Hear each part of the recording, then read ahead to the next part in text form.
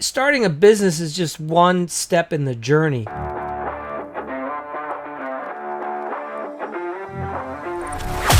Hello, this is the Hack Hour Podcast, a show where it's all about helping real, everyday, hard-working remodelers learn the secrets to having it all in life and business. And now, here's your host, Mike Minges. Hello and welcome to another episode of the Hack Hour. This episode I want to talk to you about wealth, taking chances, making changes, and not quitting. Many people mistakenly think that the hard part about starting a business is just making the decision to start the business. And while that can be true, starting a business is just one step in the journey. And many things are going to come about that you can't predict. You just don't know what's going to happen for you in business. What opportunities will present itself, who you'll meet, where this will take you, what your skill set, will reveal and make open to you. And I wanted to share a history of two interesting business people from America's past that I find their stories to be fascinating, and I think you can relate a lot of how they approach business to how we as remodelers can approach our business. And how just because you start off today, let's say you're a carpenter and maybe you're going to start building decks, it doesn't mean that 10 years from now that's all you will be doing. You may make some changes along the way. Things will happen. Who knows? You might grow a larger remodeling business, or you might end up in some other niche. Maybe you just get into something like gutters, or gutter covers. Who knows? So I want to talk to you about two different families. One is the Rockefellers, and one is the Vanderbilts. I'll start with the Vanderbilt. So you have Cornelius Vanderbilt. He grew up working on a boat with his dad, and when he borrowed $100 when he was 16 years old. Its time is 1810. And today, that same $100 would be the equivalent to one of you all, borrowing $2,000 to start your business. So he purchases a boat. 10 years later, he is a steamship and ferry captain, and he was operating vessels between New Jersey and New York. In addition to doing that, he starts building boats as well. And this gentleman, by 1948, becomes a millionaire. All right? So he's 16 in 1810, and by the 48, he becomes a millionaire. So how does he go about it? Well, in the early 50s, there was the California Gold Rush, and railroads weren't established yet in America. So people had to go out by wagon, or they could go out by sea. And he figures out a way to take people from New York to San Diego, and he finds a route that goes through Nicaragua. His route was faster and quicker than the more traditional route, which was taking people down and going through the Panama Canal. This little pivot of his, it got him to the point where he was earning $1 million a year back in the 50s, right? That would be about the equivalent of earning $26 million a year today. Now, think about this. Here he is. He's earning, over $1 million a year. And just a few years later, in 1961, he decides to sell that business, and he gets into the new business of the railroads. So he ends up a few years later owning 40% of the nation's railways. This was 1869, right? And then he starts to build what essentially down the road becomes the New York Grand Central Station. By 1970, he owns the most powerful railroad empire in the world, and then he dies 7 years later in 1877 at 82 years old. At the time of his death, he was worth more than $100 million. Now, interestingly, he negotiates, before he passes away, when he gets into the railroad business, he negotiates a deal with a character named John D. Rockefeller that he meets in New York. And because of that deal, see, Vanderbilt needed oil for the trains and wanted to transport oil. And Rockefeller had just recently gotten into the refinery business. So the two of them kind of needed each other, right? So I want to pivot now and back up a little bit and go through Rockefeller. So Rockefeller also starts his career young, at around the same age, maybe somewhere around 16. He gets his first job as a bookkeeper. He's earning 50 cents an hour, and the year is 1855. He's working at a produce brokerage firm called Hewitt and Tuttle. And Rockefeller was so happy to get a job. And the reason was, so he grew up, and apparently his father didn't work consistently. So there wasn't consistent income, and I think they lived probably a meager lifestyle. His mother was instrumental in teaching him how to be very frugal. So I think Rockefeller was eager and excited to get out and be able to start earning some money, as he didn't grow up with a lot of money. And he was so excited about this job that he goes on to celebrate the anniversary of the first day of getting a job. Right, so here it is. It's September 1855. He gets hired. He calls it Job Day. And he starts a tradition where every year after that, he goes on and he celebrates the fact that this was the first day he started working. And he reflects and says, I often wonder what would have happened had I not got that first job. Now, also interesting enough is that Rockefeller is one that, again, is frugal. And one of the ways he learned to be frugal, he learned the importance of keeping a daily ledger, and he tracks all of his expenses. And this habit, he starts here, he's 16, and he's keeping a ledger, a very detailed ledger of expenses and money in, money out. He ends up keeping this ledger throughout his career, and he will attribute it to a lot of his success.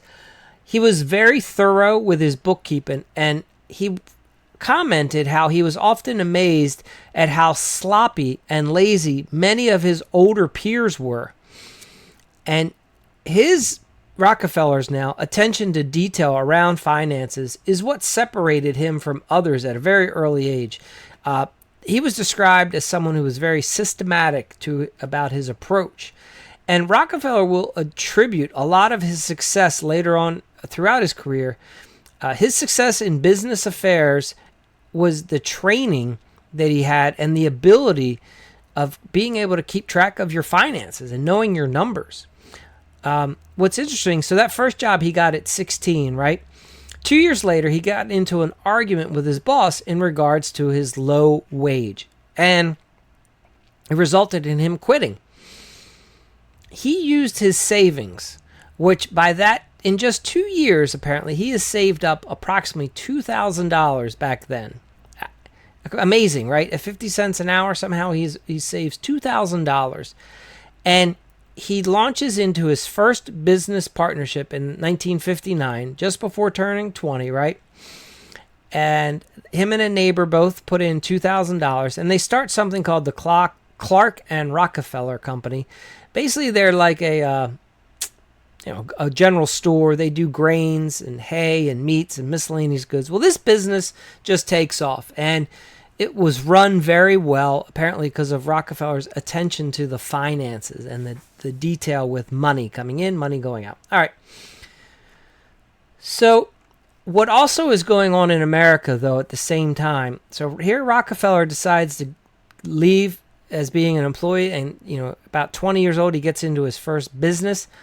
Well, this same time in America is when the first oil line is drilled, and it's in Pennsylvania, which wasn't too far away from where Rockefeller was. Now, Rockefeller is paying attention to what's going on in the world, And he thinks that overall, drilling for oil is just too risky. He doesn't like the concept of you just don't know if you're going to get oil or not. However, he looks at the refinery side of the business and feels that that's a much safer bet. He feels like, hey, I know the oil's coming in. All I have to do is make it, in the consumable fashion, whether that's going to be diesel, kerosene, gasoline. I can do that, and that business is less risky. So he invests in a company called Cleveland Oil in 1963. And this is how he ends up coming to meet Vanderbilt, right? So now we're in 1863, and Vanderbilt needs oil for his trains, and he needs to transport oil to people around, or kerosene actually, to help people that wanted to have light. And he meets up with Vanderbilt because he wants to strike a deal with Cleveland Oil. Well, it just so happens around all this same time that about, I think, 1 year in with Rockefeller and his partners in the Cleveland Oil, there's some sort of a disagreement, and a bidding war happens. And the next thing you know, Rockefeller ends up purchasing the Cleveland refinery business for about $72,500. And this is when he names it Standard Oil.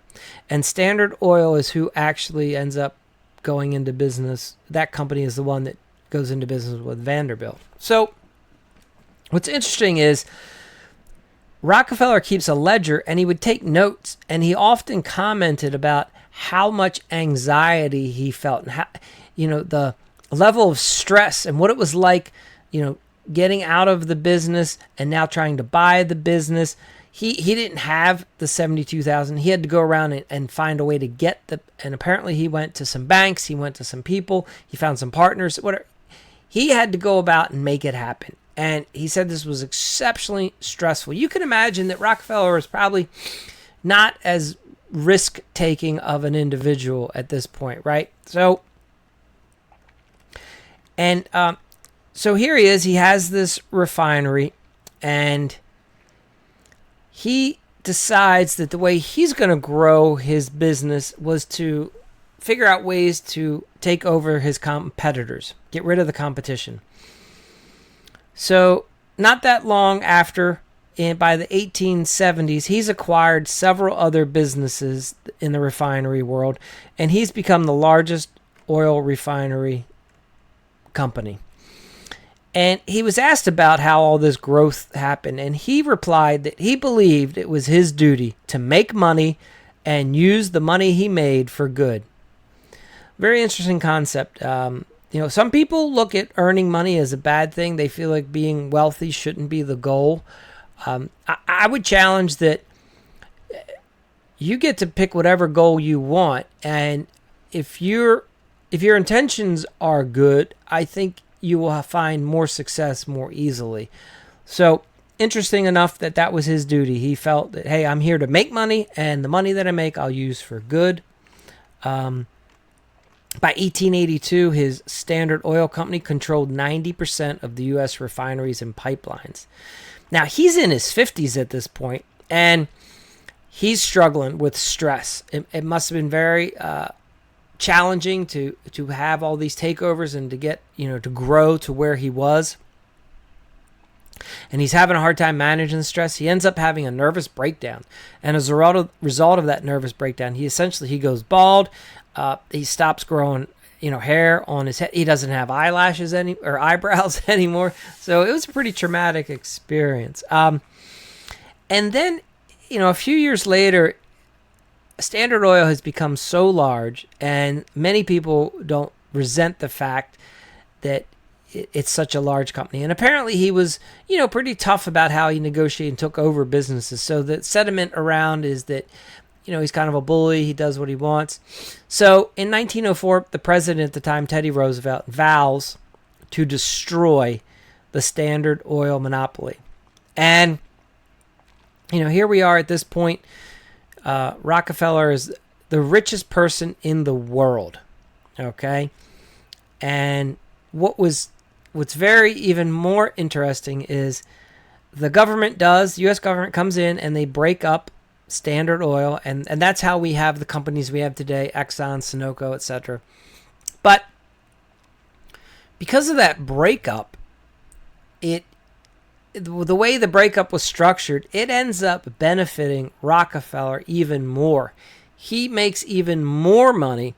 And I think part of that is also due to the fact that America's consumption, so now even more oil is being produced. So he ends up, it's 1912 at this point. He's given away hundreds of millions of dollars, and his fortune has peaked at almost $900 million. So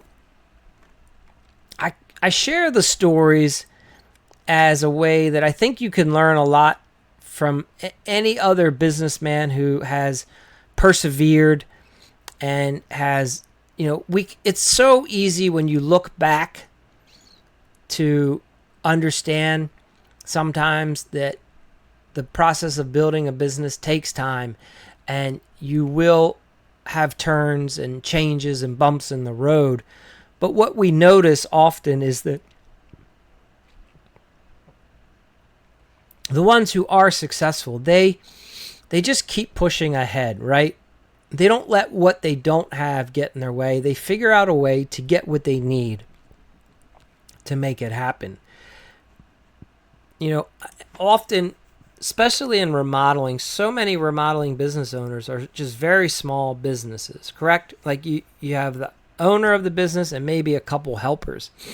And I hear the common complaints frequently about, well, it's just hard to find good help. And, I've tried that, and the help didn't do good work, and it cost me money.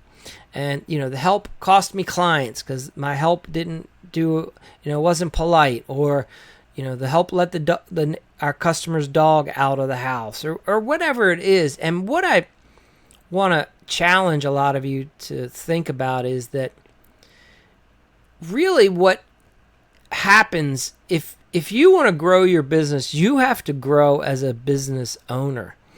And each of us has better skills by default, and then each of us has areas that we just have to learn how to do them differently and to be better at them, or we have to find a partner or someone that can help us do that. So if you're right now, if you find yourself struggling to find good help, I think the realization is that what you might want to say to yourself is, I must not be that good at hiring people, and I must not be good at training people. I must not be that good at managing people. And it's meant from a place of you saying to yourself, I want to learn these skills. I can learn these skills. Just because I don't do them well today doesn't mean that I can't do them well tomorrow.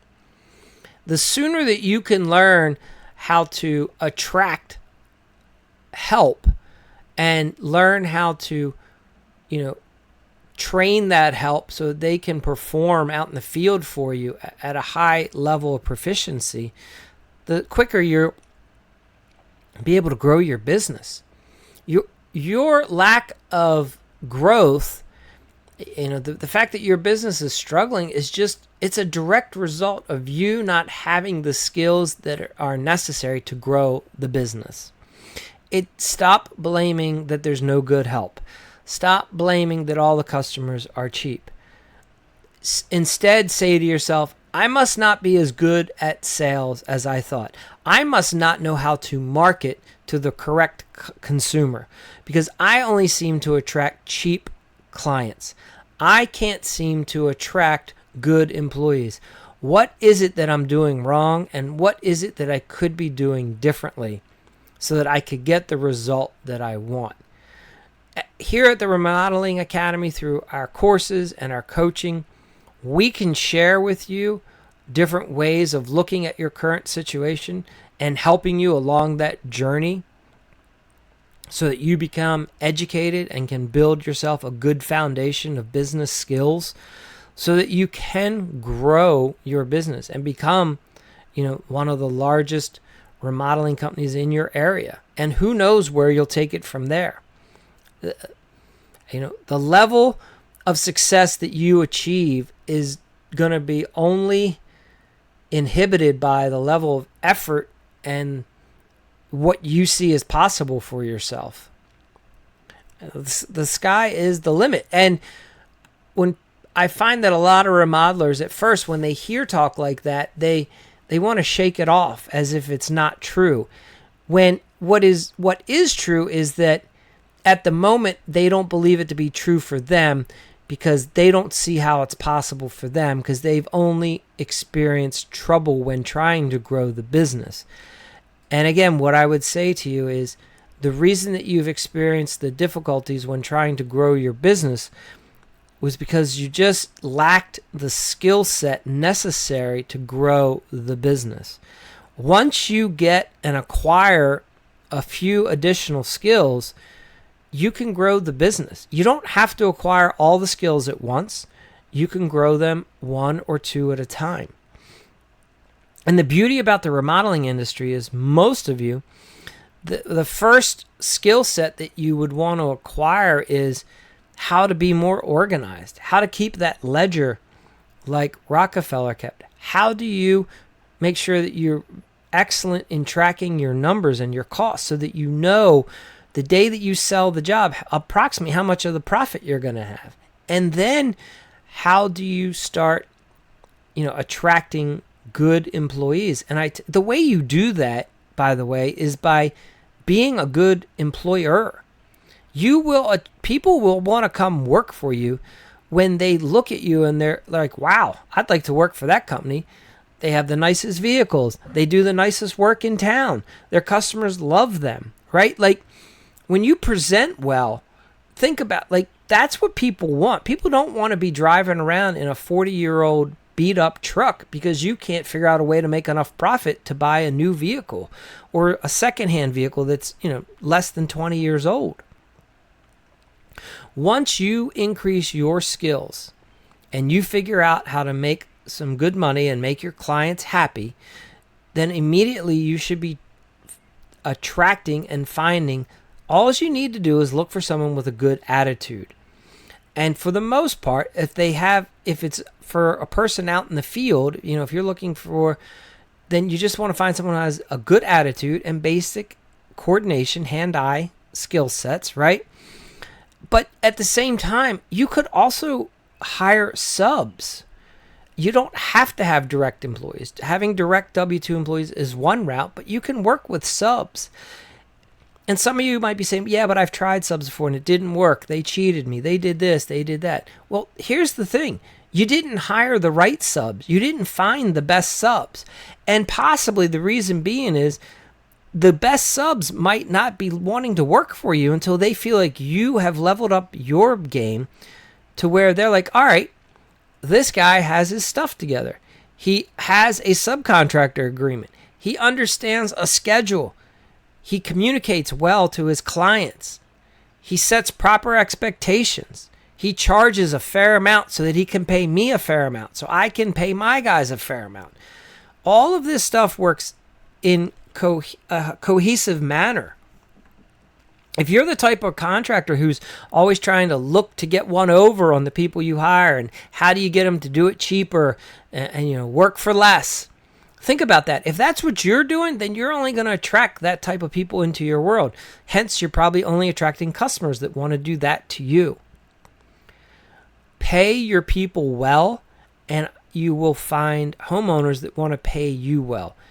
Homeowners like having happy people work for them, and they want to have good people work for them. The struggle for a lot of homeowners is they don't know who to trust. So once you can start building trust, because you're professional, right? Professional in the way you approach the job, professional in the product that you put out, homeowners will pay for that all day. So again, the challenge is if you're not getting what you want, it's because you lack the skill. Figure out what skill you need, work with someone to acquire that skill. Okay? It may not be us, it could be anyone. It's just find someone and get the skill today. Start working on building a better business. Stop wasting time. If your business isn't doing, $1 million a year or $500,000 a year or $5 million a year, it's because you don't know how to do it. That's it. It's not the economy, it's not the clients, and it's not your workforce. It's you. You just don't have the skill in how to earn that kind of money yet. So work with someone who can help get you there. Wish you the best until next time. Thank you for listening to the Hack Hour podcast. It would be awesome if you would leave us a quick review on iTunes. To further your remodeling success, go to remodelingriches.com.